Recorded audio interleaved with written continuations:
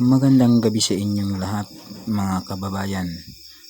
Ito ang hindi mo alam sa kasaysayan ng Pilipinas, ang Philippine Deep. Alam mo ba na ang Pilipinas ang may isa sa pinakamalalim na bahagi sa buong planeta? Isang lugar na halos walang liwanag, halos walang hangin, at halos walang nakakaalam kung ano ang nakatira sa kailaliman. Ito ang mahiwagang Philippine Deep. Ang mga sikreto nito ay mas maaaring mas malaki pa kaysa sa iniisip natin. Sa episode na ito, bababa tayo sa dilim. Mula sa ibabaw ng dagat, pababa sa libu-libong metro ng asul na bangin. Pag-uusapan natin kung gaano ito kalalim, paano ito nabuo, ang mga nilalang na hindi pa nakikita ng tao, at ang mahiwagang koneksyon nito sa mega earthquakes at tsunamis sa hinaharap. Una sa lahat, gaano nga ba kalalim ang Philippine Deep? Ang pinakamalalim na bahagi nito ay ang Ebrin Deep, na umabot ng 10,500 meters mahigit o katumbas ng 10 kilometro pababa sa ilalim ng dagat. Para mas maintindihan mo, kung ihulog mo ang Mount Everest, lulubog ito at lulubog pa ng 2 kilometro bago mag-bottom. Ang pressure sa ilalim, 1,100 times kumpara sa pressure sa surface. Kasing bigat ito ng 50 jumbo jets na nakapatong sa katawan mo. Sa lalim na ito, walang araw na pumapasok, walang oxygen, at ang tubig halos nasa freezing point. Isang lugar na parang ibang planeta. Pero bakit nga ba nabuo ang napakalalim na bangin na ito? Ito ay dahil sa tectonic subduction. Dalawang higante ang nagbanggaan. Ang Pacific Plate, isa sa pinakamalaki at pinakamabigat na tectonic plate sa mundo, at ang Philippine Sea Plate. Habang nagtutulakan sila, ang Pacific Plate ay dumudulas pababa, lumulubog sa ilalim ng Philippine Sea Plate.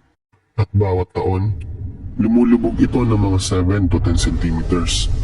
Bagay na mukhang maliit kung titingnan, pero pag pinagsama mo ang milyong-milyong taon, nabubuo ang isang kailaliman na kailalim, kay dilim at lubang nakakatakot. At ito ang dahilan kung bakit napaka-aktibo ng mga lindol sa Pilipinas. Ngayon, pag-usapan naman natin ang pinaka-kakaibang bahagi nito. Mga nilalang na halos hindi pa nakikita ng tao. Sa sobrang lalim at pressure, hindi basta-basta makakababa ang kahit anong submarine. Pero may ilang deep sea missions na nagbigay ng sulyap sa mga nilalang ng kadiliman. Kasama dito ang giant amphipods. Mukhang maliit na hipon pero lumalaki na hanggang 30 centimeters dahil sa depth sea gigantism. Ito ang tawag sa kakaibang paglaki ng mga hayop sa kailaliman. Habang mas lumalalim ka sa dagat, mas nakikita mo ang mga nilalang mas malalaki kaysa sa mga normal nilang bersyon. Ito ay dahil sa 4 na dahilan. Ang matinding lamig na nagpapabagal ng metabolism, ang napakalakas na presyon, ang kakulangan sa pagkain, at ang kakaunting predators sa ilalim. Sa kombinasyong ito, nagkakaroon ng perpektong kondisyon para sa pag-usbong ng mga deep sea giants. Transparent sea cucumbers na halos mala-gelatin ang katawan at kumikislap sa ilalim ng ilaw. Abyssal snailfish, ang opisyal na pinakamalalim na isda na nakita sa Philippine Deep. Nabubuhay sa pressure na kayang durugin ang bakal. Bioluminescent creatures, mga nilalang na gumagawa ng sarili nilang ilaw, kulay asul, berde at violet, para mga bituin sa ilalim ng dagat. Pero heto ang mas nakakakilabot. Ayon sa mga marine biologists, 97% ng Philippine Deep ay hindi pa napupuntahan o nakukuhanan ng footage. Ibig sabihin, maraming species, mga nilalang na hindi pa nasusulat sa siyensya at maaring nag-evolve ng hiwalay sa mundo sa ibabaw. Sa pinakamalalim na bahagi ng Philippine Deep, may mga ecosystem na hindi pa apektado ng araw, kundi ng chemicals mula sa lupa at magma. Ang tawag dito ay chemosynthetic ecosystems. Dito, may mga bakterya na kumakain ng sulfur, halimaw na tube worms, at mga organismong kayang mabuhay kahit zero oxygen. Marami sa kanila ay hindi makikita sa kahit saan man sa mundo. Tanging sa Philippine Trench lang.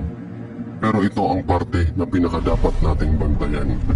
Ang Philippine Trench ay isa sa pinakaaktibong fault zone sa mundo. Kung saan nagaganap ang subduction, doon din nagaganap ang mga mega earthquakes, slab tears sa ilalim, at posibleng tsunami generating events.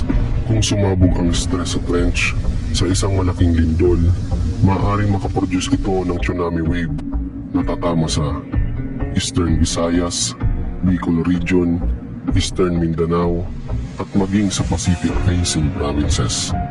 Nangyari na ito noon at posible pa rin ulit mangyari. Hindi ibig sabihin na mangyayari ito bukas o next month. Pero ang monitoring ng Philippine Deep Area ay critical para sa future disaster preparedness natin. Sa ilalim ng ating dagat, may isang mundo na hindi natin nakikita. Isang mundo na mas malamig, mas madilim, at mas misteryoso kaysa sa ating outer space. At habang mas lumalalim ang pag-aaral natin sa Philippine Deep, mas tumataas ang pag-asa natin na maintindihan ang mundo at ang sarili nating kinabukasan. Kung gusto mo pa ng ganitong science mystery stories, don't forget to follow, share at like, dahil bawat pag-subscribe mo, sa pangkwentong matagal nang nakatago ang mabubuksan.